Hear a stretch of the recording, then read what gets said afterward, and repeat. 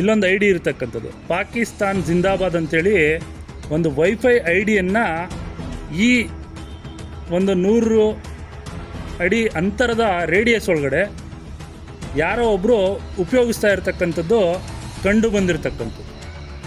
ಅಂಥೇಳಿದ್ರೆ ಭಾಳ ಸ್ಪಷ್ಟವಾಗಿ ನಮಗೆ ಅರ್ಥ ಆಗುತ್ತೆ, ಇಲ್ಲಿ ಯಾರೋ ಒಬ್ಬ ಭಯೋತ್ಪಾದಕ ವಾಸ ಆಗಿದ್ದಾನೆ. ಕೇವಲ ವಾಸ ಆಗಿರ್ತಕ್ಕಂಥದ್ದಲ್ಲ, ಅವನಿಲ್ಲಿ ಯಾವ ರೀತಿಯಾದಂತಹ ವಿಧ್ವಂಸಕ ಕೃತ್ಯವನ್ನು ಮಾಡಲಿಕ್ಕೆ ಬಂದು ಸೇರಿಕೊಂಡಿದ್ದಾನೆ ಅಂಥೇಳಿ ನಮಗೆ ಹಲವಾರು ಪ್ರಶ್ನೆಗಳನ್ನು ಹುಟ್ಟಾಕ್ತಕ್ಕಂಥ ನಿಟ್ಟಿನಲ್ಲಿ ಇವತ್ತು ಈ ಘಟನೆ ನಡೆದಿರ್ತಕ್ಕಂಥದ್ದು.